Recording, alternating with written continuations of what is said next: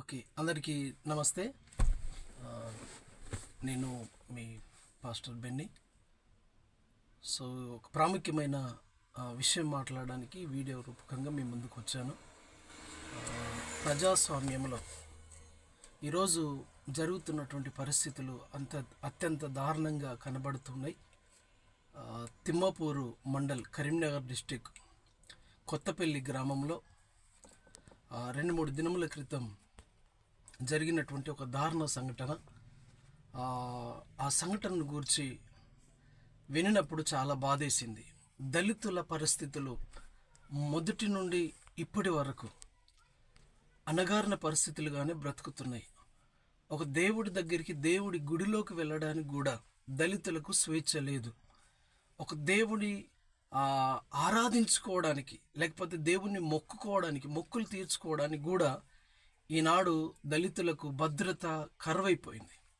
అంటే ఏ దేవుణ్ణి మొక్కాలో, ఏ దేవుణ్ణి మొక్కకూడదో, ఏ గుడిలోకి రావాలో, ఏ గుడిలోకి రాకూడదో కూడా బీజేపీ ప్రభుత్వం, ఆర్ఎస్ఎస్, ఇలా చెప్పుకుంటూ పోతే అనేక సంస్థలు పుట్టగొడుగులాగా పుట్టుకుంటూ వచ్చిన వీళ్ళందరూ కూడా ఏ దేవుని మొక్కలను కూడా వాళ్ళే నిర్ణయించే కాలం వచ్చింది.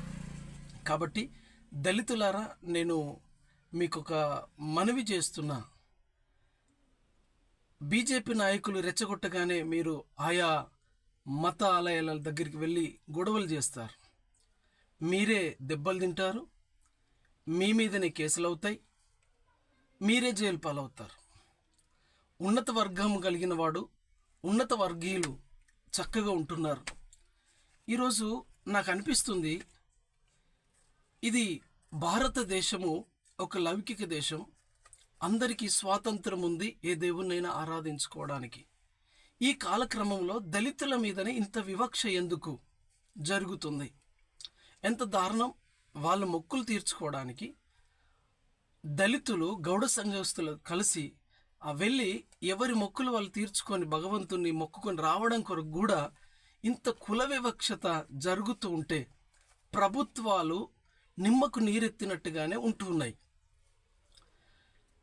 ప్రభుత్వాలలో పనిచేస్తున్న ఎస్సీ ఎమ్మెల్యేలు కనీసము పెదవిప్పి, ఇప్పటికీ 3-4 దినములు గడిచినా పెదవిప్పి మాట్లాడిన దాఖలాలు లేవు. అంటే దళిత బిడ్డలారా, అర్థం చేసుకోండి.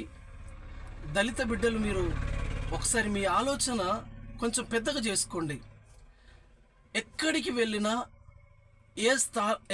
ఏ స్థలంలోనికి వెళ్ళినా దళితులు దళితుల్లాగానే బ్రతకాలి, దళితులు గదే అంటరాని వారిగానే చూస్తున్న ఈ బడా బాబుల యొక్క పడతం పట్టడానికి చదువుకున్న బిడ్డలు, యవనస్తులు, మీరు చదువుకున్నలు, జ్ఞానవంతులు. నాకు అనిపిస్తుంది, ఈ భారతదేశం తెలంగాణ రాష్ట్రంలో ఉన్నటువంటి అందరూ కూడా ప్రేమ కలిగిన వారే. కానీ అసలు నాకు ఒక ప్రశ్న మదిలో మెదులుతుంది. ఆ ప్రశ్న ఏమిటయ్యా అంటే, మానవత్వమా లేక మతతత్వమా? మతము వేరు, మానవత్వం వేరు కదా. మనుషులను మనుషులుగా చూడండి అని మనం చదువుకున్న గ్రంథాలు చెప్తున్నాయి, మనం చదువుకున్న పుస్తకాలు చెప్తున్నాయి. మనుషులను మనుషులుగా చూడని మతం ఎందుకు? మనుషులుగా చూడని పరిస్థితులు ఎందుకు? దళిత బిడ్డలారా, మేలుకొనండి. ఎంత చేసినా దళితుడుగానే ఉండాలి, చూడాలని ఒక అగ్రవర్ణ కులాలు కంకణం కట్టుకునే గనుక ఇప్పటికైనా యవనస్తులు మేలుకొని చదువుకున్నవారు, నేను మరలా చెప్తున్నాను, ఈ దేశము మతమా లేకపోతే మానవత్వమా? మానవత్వం అయితే అందరినీ సమానంగా చూడాలి. మతం అయితే ఇలాగూ పిచ్చి కుక్కల్లాగా కొట్టుకొని ఒకరినొకరు అర్థం చేసుకోనకుండా, ఒకరినొకరు హింసించుకొని, ఏ దేవుడు నేను ఫలాని కులానికి సంబంధించిన వాడిని చెప్పలేదు. చెప్పున్నారు అంటే అగ్రవర్ణాలే. కాబట్టి ఇప్పటికైనా కళ్ళు తెరుచుకోండి. దళితులు పాపం ఏడుస్తున్నారు, అంగలార్చుకుంటున్నారు. ఆ కొత్తపల్లి గ్రామంలో, తిమ్మపూర్లో అది చూసినప్పుడు చాలా బాధ కలిగింది. నాకు గుండెలో ఒక తీవ్రత కలిగింది. కాబట్టి ఇప్పటికైనా దళితులందరూ, దళితులతో పాటు బీసీ బిడ్డలు కూడా ఇది మంచిది కాదు. దైవం అనేది అందరికీ దైవమే. ఆ దైవము అందరికీ సమానమే. ఆ సమానమైనటువంటి ఆ దైవాన్ని ఆరాధించుకోవడానికి కులం ఎందుకు అడ్డం? నిర్మాణం కొరకు కాదు, కులము వద్దు అనే కదా బాబాసాహెబ్ అంబేద్కర్ గారు కొట్లాడింది. సమానత్వం కావాలనే కదా కొట్లాడింది. ఆ సమానత్వాన్ని పక్కన పెట్టి ఈరోజు దళితులందరూ కూడా, దళిత ఎమ్మెల్యేలు కూడా మాట్లాడలేకపోతున్నారు. ఎందుకోసం అంటే వాళ్ళ స్థాయి, వాళ్ళ హోదాను కాపాడుకుంటున్నారు. కాబట్టి దళిత ఎమ్మెల్యేలారా, నేను ఒక సామాన్యుడిగా, ఒక సామాన్య పౌరుడిగా, భారతదేశ పౌరుడిగా, తెలంగాణ వ్యక్తిగా నేను అడుగుతున్నాను, ఇప్పటికైనా దళిత ఎమ్మెల్యేలు నోరు విప్పి మాట్లాడండి. ఇలాంటి కుల వివక్షతలు జరుగుతున్నప్పుడు, అది ఏ మతమైన కావచ్చు, అది ఏ కులమైన కావచ్చు, దేవుడి దగ్గరికి వెళ్ళడానికి కులం అనేది అడ్డు రాకూడదు. ప్రతి ఒక్కరు సమానమే. కాబట్టి ఈ జరిగిన కొత్తపల్లిలో జరిగినటువంటి ఈ సంఘటన నేను తీవ్రంగా ఖండిస్తున్నా. తీవ్రంగా ఒక క్రైస్తవ నాయకుడిగా, క్రిస్టియన్ డెమోక్రటిక్ ఫోరం CDF నుండి, మేము నేషనల్ కమిటీ నుండి మేము దీన్ని ఖండిస్తున్నాం.